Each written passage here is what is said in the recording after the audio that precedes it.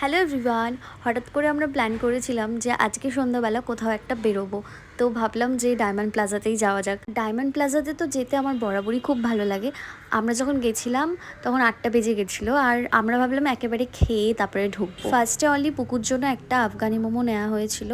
তো তারপর আমারও খিদে পেয়ে গেছিলো, আর আমিও মোটামুটি ওই একটা স্টিম মোমো নিয়েছিলাম আর একটা কুরকুরে মোমো নিয়েছিলাম। আর আমাদের তো ওই খেতে খেতেই ৯টা মতো বেজে গেছিলো। তখন আবার বোন ফোন করে জানায় যে ওরাও আসছে, আর ওরা আস্তে আস্তে প্রায় ওই ৯টা ১৫ ২০ মতো বাজিয়েই দিয়েছিল। আমার তো ওখানেই কিছুটা আমার মনটা খারাপ হয়ে গেছিলো, কারণ আধ ঘন্টার মধ্যে প্রায় সব স্টোরই ক্লোজ হয়ে যাবে। এখনই যেমন কিছু কিছু স্টোর ক্লোজ হয়ে গেছে, তবুও আমরা গেছিলাম ফার্স্টে প্যান্টালুন্সে। আর আমার মতো কারা কারা আছো যারা শপিং করতে প্রচুর টাইম লাগিয়ে দাও?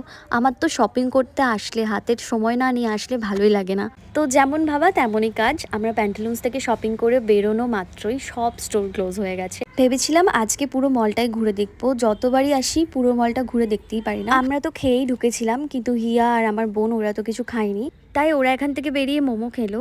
আর আমি দেখতে পাই এই দাদুটা বিক্রি করছে আনার দানাগুলো। তো অত রাত্রে ওই দাদুটা বলছিল যে উনি বনগা থেকে আসে। তো আমার দেখে ভীষণ খারাপ লেগেছিল, তো আমি এনার থেকে ওই দুটো আনার দানা মতো নিয়েছিলাম। আর আমরা এখন যাব বাড়ি।